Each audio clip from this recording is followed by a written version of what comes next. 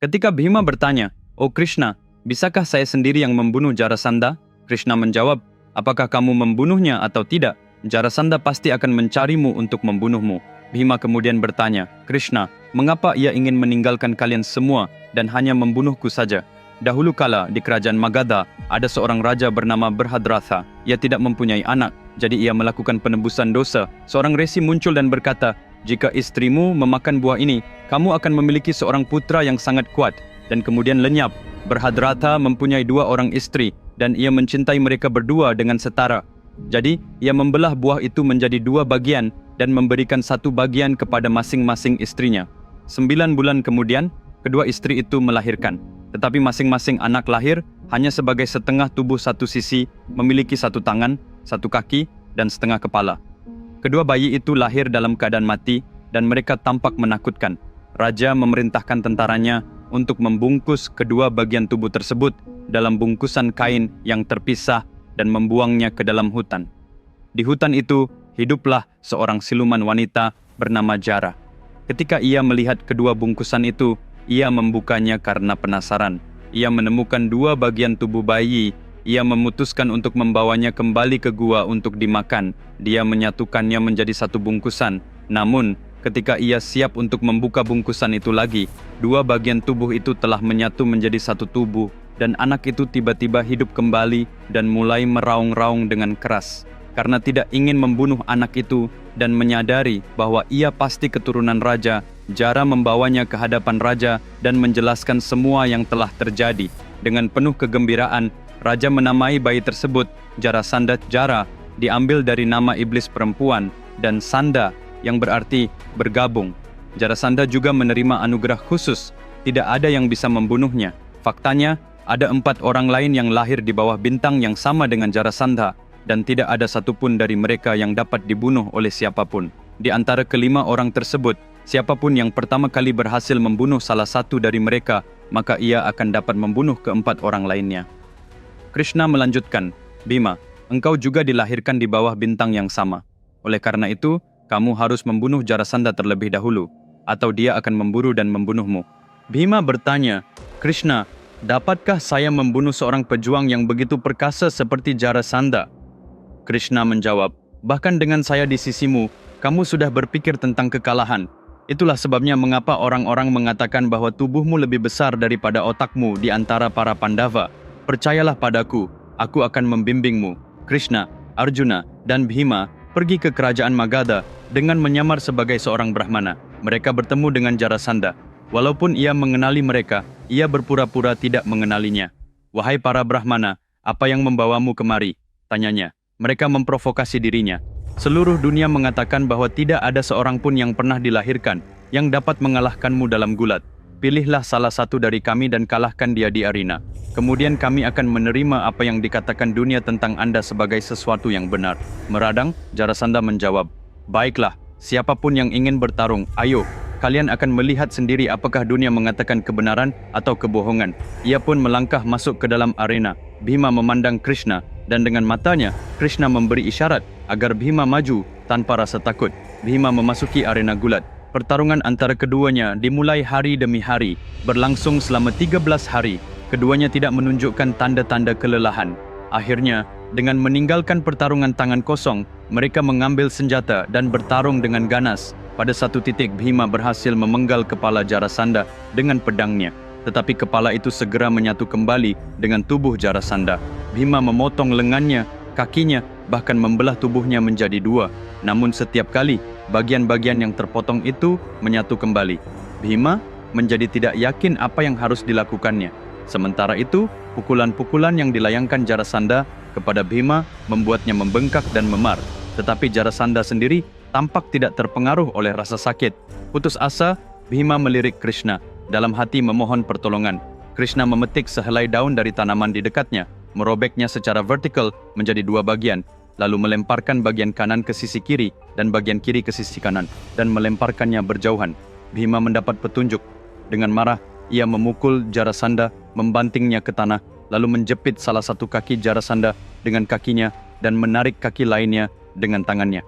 Beliau mencabik-cabik tubuh Jarasandha secara vertikal menjadi 2 bagian, mengikuti instruksi Krishna.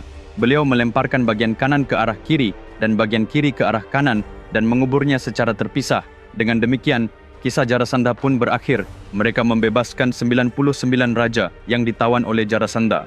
Raja-raja tersebut memberikan dukungan kepada para Pandava. Teman-teman, apakah Anda percaya bahwa hanya dengan membaca satu cerita yang sangat menarik dapat mengubah hidup seseorang selamanya? Apakah Anda percaya bahwa membacakan cerita tersebut dengan lantang kepada anak-anak Anda dapat menanamkan nilai-nilai penting yang mereka butuhkan dalam hidup? Atau bahwa untuk setiap masalah yang Anda hadapi saat ini, atau yang mungkin Anda hadapi di masa depan, solusinya dapat ditemukan dalam satu cerita? Ya, itu mungkin. Hanya dengan kisah epik terbesar yang pernah diceritakan dalam sejarah manusia, Mahabharata. Kisah ini 100 kali lebih besar dari film blockbuster manapun. Ini adalah sebuah tantangan. Mahabharata yang lengkap, yang ditulis dalam kata-kata Vikramaditya, tersedia dalam 2 jilid sebagai buku fisik dan e-book di Amazon dan 43 toko online lainnya. Buku ini tersedia dalam 54 bahasa di seluruh dunia. Tautan-tautan disediakan dalam deskripsi di bawah video ini. Segera pesan sekarang juga, karena ini bukan sembarang buku. Ini adalah perpustakaan dari semua kebijaksanaan yang Anda butuhkan dalam hidup. Setelah membebaskan para raja yang ditawan, mereka mendapatkan dukungan dari setiap penguasa di negeri itu untuk Raja Suyayaga. Kemudian, kembali ke Indraprastha, Arjuna berdiri di atas tembok benteng, menatap hutan Kandava yang mengelilingi Indraprastha.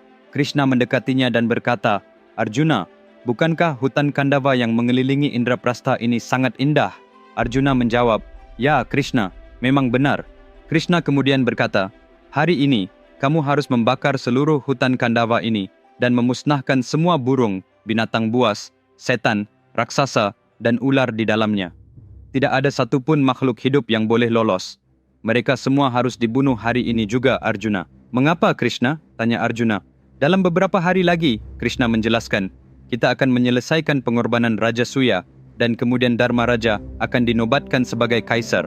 Kita membutuhkan lebih banyak ruang untuk kerajaan kita yang sedang berkembang dan populasinya yang terus bertambah.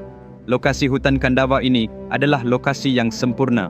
Selain itu, jika kita hanya mengusir makhluk-makhluk tersebut, mereka akan membenci kita dan merencanakan kehancuran kita. Jadi besok pagi, biarlah tidak ada lagi yang tersisa dari Kandava." "Bagaimana kita bisa membakar hutan yang begitu luas?" tanya Arjuna. Dengan segera Krishna memanggil Agni, sang dewa api.